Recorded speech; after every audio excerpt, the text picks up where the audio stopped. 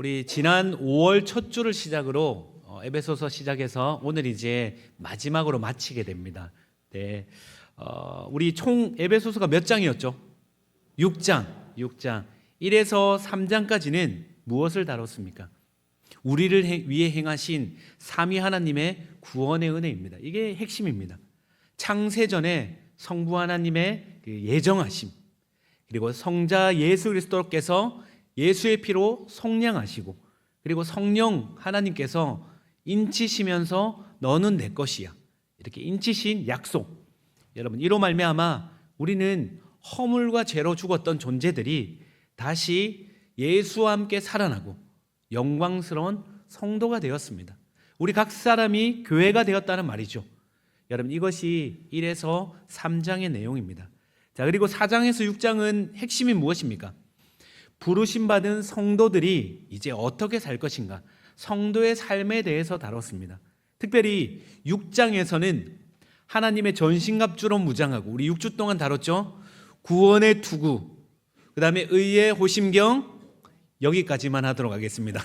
네, 우리가 하나님의 전신갑주로 무장하고, 그 다음 마지막에 성령 안에서 기도하라. 모든 간구와 기도를 성령 안에서 행하며 서로를 위해 기도해주고, 그리고 교육자를 위해 기도해주고, 교회를 위해 기도하면서 주님 앞에 구할 것을 구하라고 우리가 나눴습니다.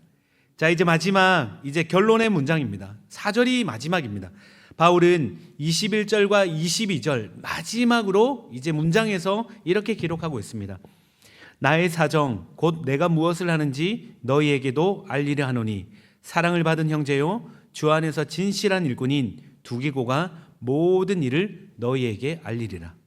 우리 사정을 알리고 또 너희 마음을 위로하기 위하여 내가 특별히 그를 보내었노라. 여러분, 보시면 마지막 결론 부분에서 낯선 이름 하나가 불쑥 들어옵니다. 여러분, 두기고, 성은 두시오, 이름은 기고. 여러분, 생소한 이름 아닙니까? 여러분, 성경의 다른 본문에 여러 군데 나오긴 하지만 아마 이 중에는 처음 들어보신 분도 계실 겁니다. 이 두기고는 바울의 편지를, 바울이 기록한 이 에베소서를 에베소 교회에 전달하는 역할을 맡은 인물입니다. 바울의 형편과 사정을 알리고 에베소 성도들을 위로하기 위해 지금 바울이 불러서 요청하며 부탁하고 있는 것이죠.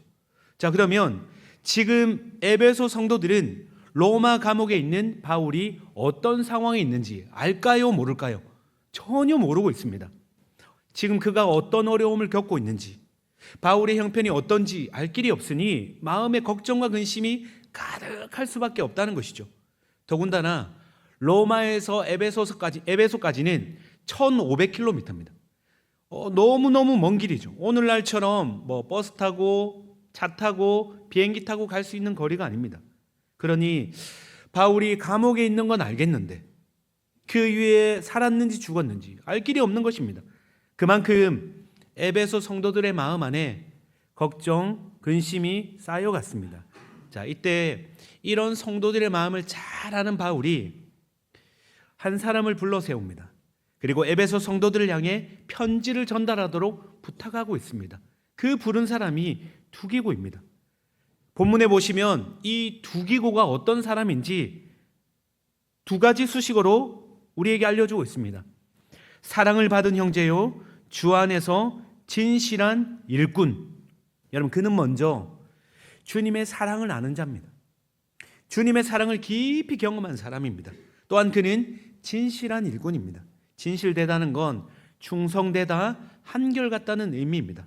충성스럽게 주의 일을 감당하고, 충성스럽게 주님을 사랑하고, 충성되이 진실되이 바울의 옆에서 든든한 동역자가 되어준 것이죠. 바울은 두기고를 향해 디모데후서에서 다시 한 번 더 이 사람을 언급하고 있습니다. 디모데후서 4장 10절과 12절입니다. 디모데후서는 바울의 마지막 유언 같은 편지입니다. 죽기 직전에 기록한 편지입니다. 여러분 한번 보십시오. 데마라는 사람은 어떻게 해요? 세상을 사랑하여 나를 버리고 도망갔다고 말합니다. 세상을 사랑해 데마는 처음엔 돕는 것 같았는데 세상이 더 좋아 도망간 것이죠. 근데 두기고는 어떻게 합니까? 에베소로 다시 보냅니다. 여러분, 끝까지 처음 그 마음 그대로 끝까지 바울 곁을 지키며 신실하게 사명을 감당했던 사람이 바로 두기고라는 것입니다.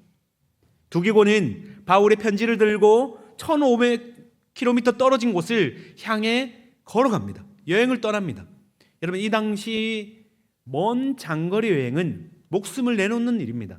곳곳에 산적들이, 강도들이 기다리고 있고 어떤 위험을 당할지 모릅니다. 그럼에도 이 두기고는 바울의 요청에, 바울의 부탁에 에베소 성도들을 위로해 달라는 이 말에 기꺼이 순종함으로 나간 것이죠.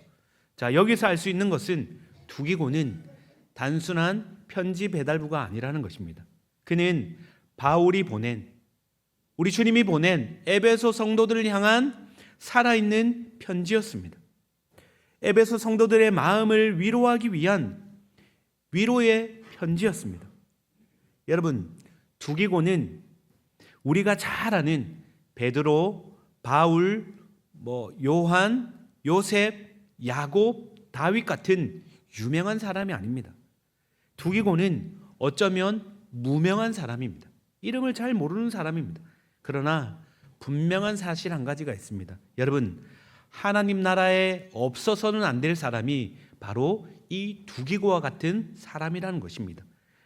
눈에 띄지 않아도, 앞에 전면에 드러나지 않아도 하나님의 사랑을 받은 충성된 일꾼답게 조용히 맡겨진 자리를 묵묵히 감당해내며 비바람이 몰아쳐도 어떤 일이 있어도 묵묵히 감당해내며 이 한 사람을 통해 에베소 교회를 위로하게 하시고 복음의 역사를, 그 손에 들린 에베소서가 에베소 교회에 전해지고 그 복음의 역사가 오늘날 우리에게까지 이어지게 된 것입니다. 여러분, 독일의 신학자 보네페가 쓴 성도의 공동생활이라는 책이 있습니다. 이렇게 기록되어 있습니다. 그리스도인의 공동체는 특별하고 탁월한 개인들의 집합이 아니다.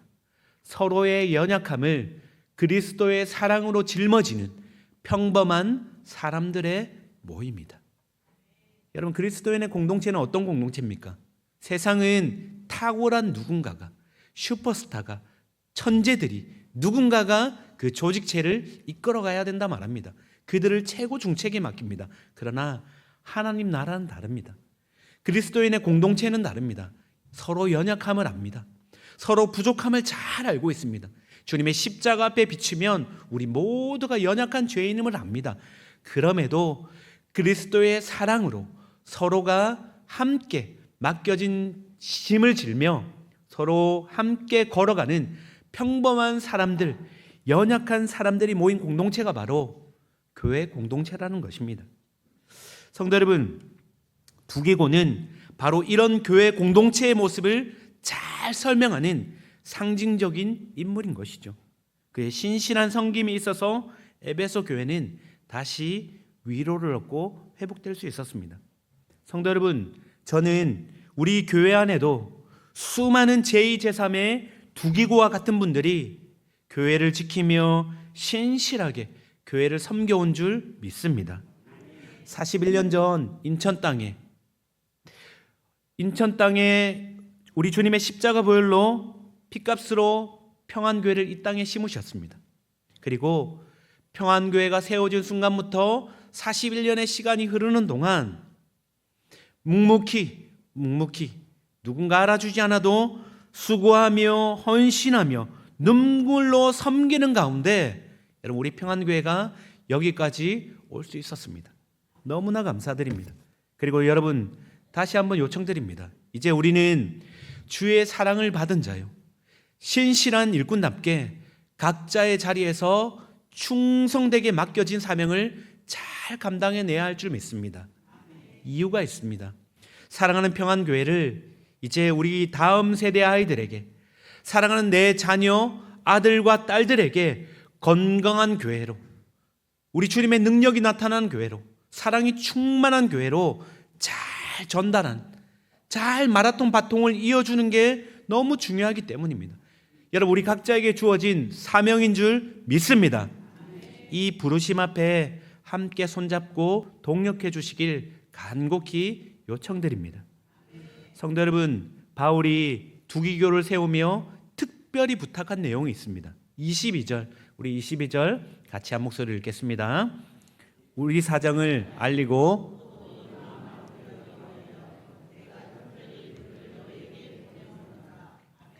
바울이 맡긴 사명이 있다는 것이죠.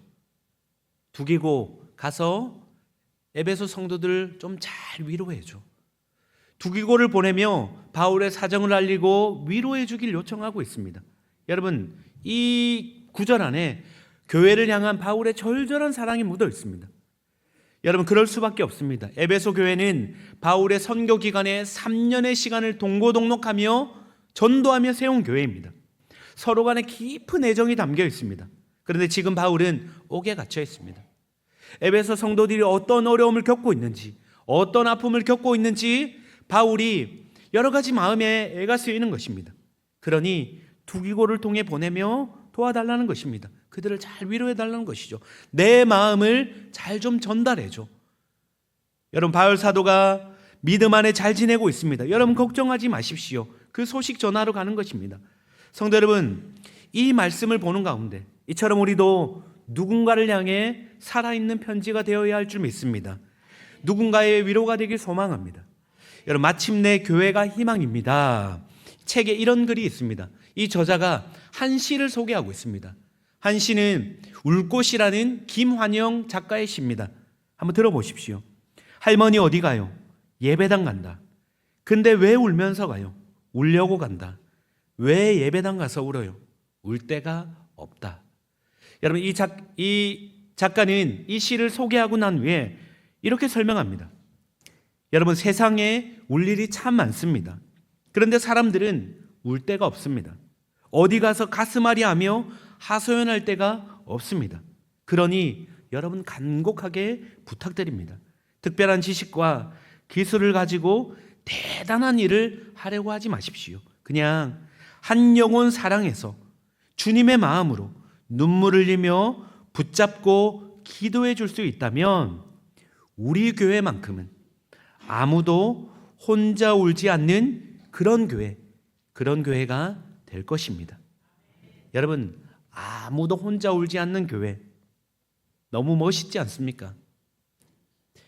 성도 여러분, 우리 사랑하는 우리 평안교회도 이랬으면 좋겠습니다.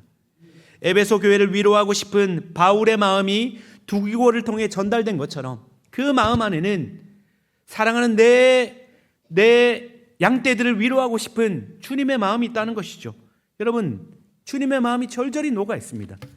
주님의 손과 발이 되어 아무도 울지 않는 교회가 되도록, 다가가서 혼자 울지 않는 교회가 되도록 함께 마음을 쏟고 관심을 가지며 하나님 앞에서 함께 울어줄 수 있는 공동체, 그런 공동체가 우리 평안교회인 줄 믿습니다. 30대 여지 집사님이 계셨습니다. 이 집사님은 젊은 나이에 남편이 불의의 사고로 소천하셨습니다. 갑작스레 남편을 떠나보내니 그 충격이 얼마나 크겠습니까? 깊은 시름과 상실감에 어찌할 바를 몰랐습니다. 교회에 출석하지도 않았습니다.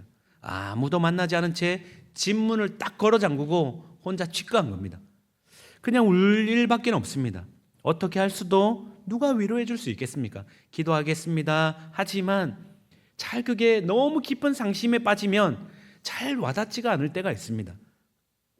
사람들이 집 앞에 가도 문을 열어주지 않습니다. 똑똑 두드리고 전화를 해도 전화를 받지 않습니다. 상처가 그만큼 큰 것이죠. 그때 한 70대 권사님이 홀로 그 집을 찾아가셨습니다. 그리고 문을 두드리고 딱 한마디 하셨습니다. 문 열어. 나는 19살에 혼자 됐어. 문 열어. 나는 19살에 혼자 됐어. 권사님의 이 한마디 말에 그렇게 닫혔던 문이 열리게 된 것입니다. 그리고 권사님을 안고 펑펑 울더랍니다. 이분이라면 내 마음 알 것 같다는 그 마음에 문을 연 것입니다. 그냥 아무 말 안 해도, 어깨만 두드려도 내가 다 알아, 내가 다 알아, 그 한마디에 이 남편 잃은 이 집사님의 마음이 주님의 사랑을 경험하며 다 녹아져 내린 것입니다. 여러분, 아파봐야 아픈 사람의 마음을 알 수 있습니다. 슬퍼해봐야 슬픈 사람의 눈물이 얼마나 귀하고 값진 것인지 알 수 있습니다. 그러니 여러분, 내가 겪었던 아픔, 지금 내가 겪고 있는 아픔이 있다면 여러분, 이 아픔은 주님 안에서 그냥 아픔으로 끝나지 않습니다. 누군가의 상처를 치유하는 통로가 될 수 있다는 것입니다. 내 눈물이, 내가 지금 흘리는 눈물이 다른 누군가의 눈물을 닦아주는 은혜의 손길이 될 수 있다는 것이죠. 그러므로 여러분, 우리 모두는 보이지 않는 주님, 내 사랑하는 보이지 않는 예수님의 손과 발이 되는 것입니다. 여러분, 손과 발이 되어 여러분 울고 있는 아무도 혼자 울지 않도록 여러분 가서 위로해 줄 수 있는 위로자로 우리를 부르신 줄 믿습니다. 그런 교회가 되기를 소망합니다.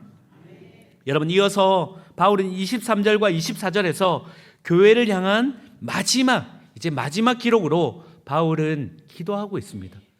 에베소 교회를 향해 바울이 2절에 걸쳐 마지막으로 이렇게 기도합니다. 아버지 하나님과 주 예수 그리스도께로부터 평안과 믿음을 겸한 사랑이 형제들에게 있을지어다. 그리고 24절입니다. 우리 주 예수 그리스도를 변함없이 사랑하는 모든 자에게 은혜가 있을지어다. 여러분, 마지막에 바울이 4가지 단어를 사용하고 있습니다. 기도 가운데 평안, 믿음, 사랑, 은혜입니다. 교회를 향해 바울이 마지막으로 간절히 기도하고 있습니다. 주님, 에베소 교회 안에 사랑하는 우리 평안교회 안에 평안과 믿음과 사랑과 은혜가 넘쳐나게 도와주십시오. 여러분 여기서 중요한 게 있습니다. 이 출처가 어디입니까? 아버지 하나님과 예수께로부터, 주 예수께로부터 시작된 평안이라는 것입니다. 여러분, 이 평안은 세상이 알 수도 줄 수도 없는 평안입니다. 비바람이 불고 폭풍이 몰아치는데도 요동함이 없는 샬롬의 평강입니다. 여러분, 푸른 초장 실만한 물가에 가면 편안하고 평안합니다. 그런데 이 평안은 모두가 누릴 수 있는 평안입니다. 그러나 주 예수께로부터 오는, 아버지 하나님으로부터 오는 평안은 이런 평안도 있지만 사망의 음침한 골짜기를 지나갈 때도 우리에게 임하는 평안이 된다는 것입니다. 바울이 감옥 안에서 에베소서를 쓰며 여러분 찬송할 수 있는 이유가 무엇입니까? 아버지 하나님과 주 예수께로부터 부어진 평안 때문입니다. 여러분, 믿음과 사랑도 마찬가지 아닙니까? 우리 안에서 믿음을 만들어낼 수 있습니까? 여러분, 첫 믿음의 시작은 어디입니까? 출발점이 에베소서 2장 8절에 있습니다. 너희는 그 은혜에 의하여 믿음으로 말미암아 구원을 받았으니 이것은 너희에게서 난 것이 아니요 하나님의 선물이라. 여러분, 은혜에 의해 믿음이 주어지는 순간, 선물을 받은 순간 우리는 알게 됩니다. 무엇을요? 우리를 위해 부어주신 그 사랑의, 놀라운 사랑의 크기, 높이, 깊이가, 너비가 얼마나 큰지 알게 된다는 것입니다. 여러분, 그 사랑에 붙잡히고 매여 있으니 여러분, 기꺼이 내 시간을 드리고 기꺼이 내 물질을 드리고 보이지 않는 곳에서 누가 알아주지 않더라도 여러분 그렇게 섬길 수 있는 동력이 여기에 있는 거 아닙니까? 주님의 사랑을 깨달으니 여러분 나갈 수 있는 것입니다. 바울은 18절에 이렇게 말합니다. 믿음 안에서 그 선물을 받았으니 여러분 당신은 더 큰 사랑을 경험하길 원합니다. 그리고 기도합니다.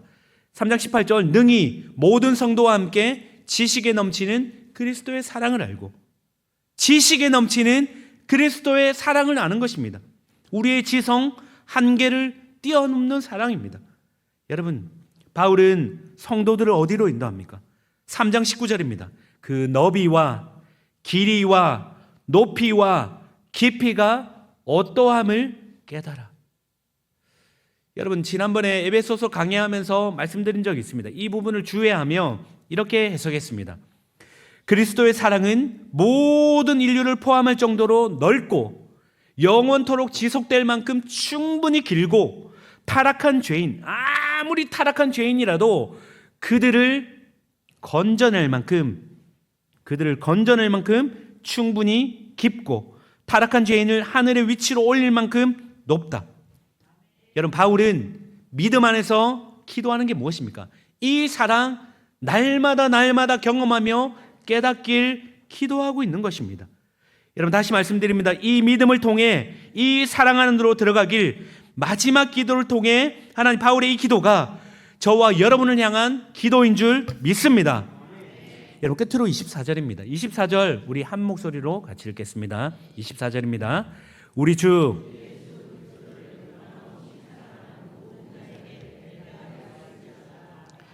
이제 에베소서의 마지막 6장의 24절이 마지막 절입니다. 그 끝이 어떻게 문 닫고 있습니까? 은혜로 문을 닫고 있습니다. 여러분 기억나십니까? 1장의 첫 시작이 은혜로 시작했습니다. 그리고 마지막 장이 은혜로 문을 닫고 있습니다. 여러분, 은혜가 무엇입니까? 우리 편에 아무 자격 없습니다. 조건도 없습니다. 그럼에도 불구하고, 자격도 안 되고 조건도 없음에도 불구하고 주님이 그냥 무조건적으로 우리에게 베풀어 주시는 선물이 바로 은혜입니다. 상한 갈대를 꺾지 않으시고 꺼져가는 심지를 끄지 않는 주님의 사랑입니다. 여러분, 이 은혜를 받은 이가 누구입니까? 바울은 이렇게 말합니다. 변함없이 예수를 사랑하는 성도들, 그들에게 계속적으로 이 은혜를 부어달라고 요청하고 있는 것이죠. 여러분, 에베소서를 마무리하며 바울의 이 기도가 동일하게 우리 평안교회를 향한 기도인 줄 믿습니다. 여러분, 아멘으로 제가 선포하겠습니다. 아멘으로 화답해 주시기를 부탁드립니다. 아버지 하나님과 주 예수께로부터 평안과 믿음을 겸한 사랑이 평안교회와 평안 성도들에게 있을지어다. 우리 주 예수를 사랑하는, 예수를 변함없이 사랑하는 평안교회와 평안 성도들 위에 이 은혜가 있을지어다. 변함없이 예수를 사랑하는 우리 성도님들 안에, 우리 교회 안에 평안, 믿음, 사랑, 은혜, 저는 계속적으로 날이 갈수록 2025년보다 2026년보다 2027년이 더 깊이 부어질 줄 믿습니다. 여러분 기억하시기 바랍니다. 여러분, 하나님 아버지와 예수께서 주시는 평안, 사랑, 은혜는 이미 우리 안에 분명히 역사하고 있습니다. 우리 성도님의 삶을 붙들고 있습니다. 여러분, 그냥 드리는 말씀이 아닙니다. 보여주신 표적이 있습니다. 여러분, 사도행전에 보면 복음을 전하는 가운데 표적과 기사가 나타납니다. 그것은 기적을 보는 것이 아니라 그 너머에 주님의 일하심을 보게 하기 위한 강권적인 역사입니다. 내가 함께하고 있다. 내가 일하고 있다. 여러분, 분명한 표적을 잠깐 나누고 말씀을 마무리하도록 하겠습니다. 지난 수요일 한 가정이 찾아왔습니다. 한 가정이, 평안교회 성도님은 아닙니다. 집사님 가정이 예전에 교제하던 집사님 가정입니다. 집사님 두 분과 그리고 그의 자녀가 찾아왔습니다. 꼭 만나야 되겠다 해서 찾아왔습니다. 여기에는 사연이 있었습니다. 약 3년 3개월 전에 이 집사님 가정에 큰 어려움이 찾아왔습니다. 사랑하는 자녀인 이 20대 청년이 갑자기 몸에 이상이 찾아온 겁니다. 옆에서 누군가 부축해 주지 않으면 혼자 걸을 수 없는 겁니다. 갑자기 찾아온 몸의 이상입니다. 예배를 드릴 수도 없습니다. 예배를 드릴 수도 없고, 예배를 드리면 온몸이 떨리고 그리고 예배를 드리러 오는 과정에서도 만만치가 않았습니다. 그래서 급하게 병원에 찾아가서 이런저런 검사를 다 받았습니다. 여러 가지 검사를 받고, 그럼에도 불구하고 또 약도 처방받고 상담도 받고, 그런데도 나아지지가 않는 겁니다. 계속 여러 가지 어려움이 찾아옵니다. 심적으로 어렵고 그런 상황 가운데서 그럼에도 귀한 것은 예배 자리, 그렇게 힘들는데도 끝까지 예배를 자리를 지키며 믿음으로 나간 것입니다. 주님이 붙들어 주신다. 주님이 우리 가정 붙들고 계신다. 은혜를 부어주신다. 그런 마음으로 그렇게 믿음으로 그 시간을 견뎌내는 것입니다.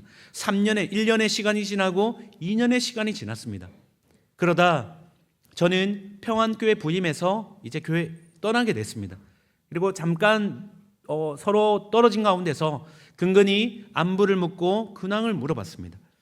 여전히 완벽한 회복은 없었습니다. 조금 나아졌다가 또 그랬다가, 그러면 점점 나아지는 부분이 있었지만 여전히 누군가 도와주지 않으면 걸을 수가 없었습니다. 그러다 얼마 전 11월 29일 평안교회에서 위임식 예배가 있던 날에 이 집사님 가정이 우리 평안교회 처음으로 오게 되었습니다. 평안교회 처음으로 오게 되고, 그리고 오는 가운데 잠깐의 인사를 나눈 후에 돌아가는 것도 제대로 보지 못했습니다. 그러는데 그렇게 돌아가고 난 후에 그 다음 주에 바로 아내를 통해 급하게 전화가 왔습니다. 꼭 만나야 된다고. 그래서 수요일 날 만난 겁니다. 며칠 전.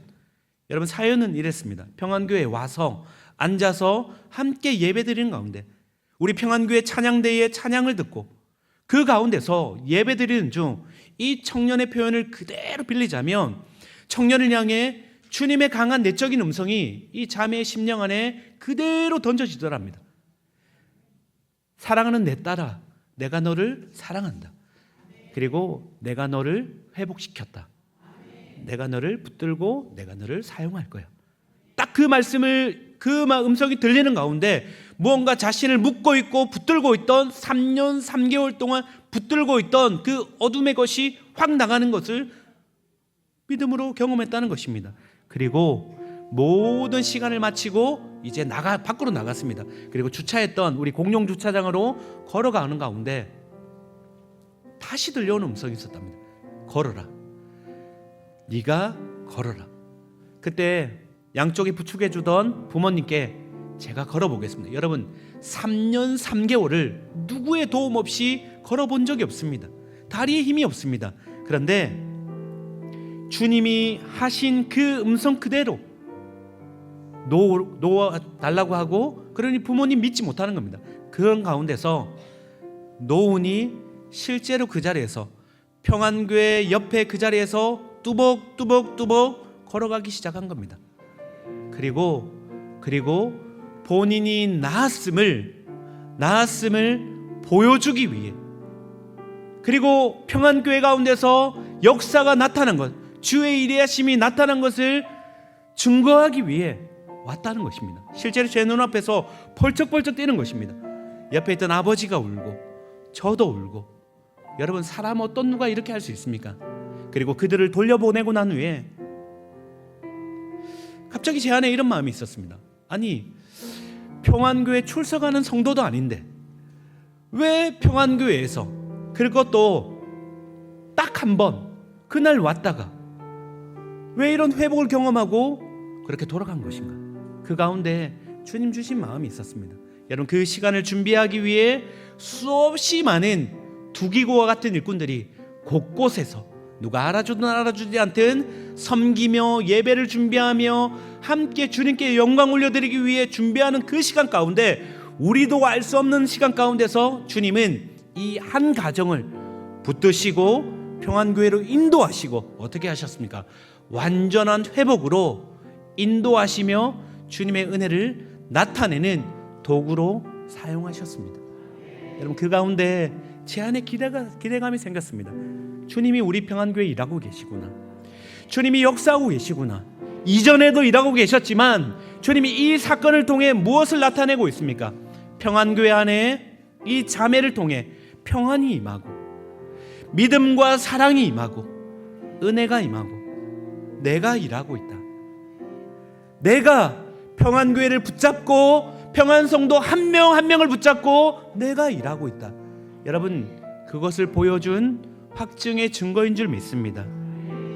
사랑하는 성도 여러분, 우리는 주님의 사랑을 입은 자들입니다. 예수 그리스도의 십자가로, 그 십자가 보혈의 공로로 말미암아 세운 이 평안교회에서 우리가 함께 동력하며 믿음으로 걸어가고 있습니다. 이 자리 가운데서 에베소서를 마치는 가운데 다시 한번 바울이 했던 기도 그대로 우리 평안 성도님들 위해 기도하며 말씀을 마무리하고 싶습니다. 변함없이 우리 주 예수를 사랑하는, 비바람이 불고 태풍이 몰아치고 이런저런 누가 말해도 어떤 일이 있더라도 변함없이 예수님을 사랑하는 우리 평안 성도님들 안에, 우리 평안교회 안에 평안과 은혜가 넘쳐나기를 예수님의 이름으로 축복합니다. 이제는 우리 주 예수 그리스도의 은혜와 하나님 아버지의 무한하신 사랑과 성령의 교통교제 충만하심이 서로가 각자의 자리에서 부르심 받은 대로 그 사명대로 주의 나라와 그리고 주님의 그 사랑이 힘입어 주의 나라를 위해 전심으로 한 발 한 발 그렇게 믿음으로 걸어가길 소원하는 이 자리에 있는 모든 이들의 머리 위에 이제로부터 영원토록 함께 있을지어다.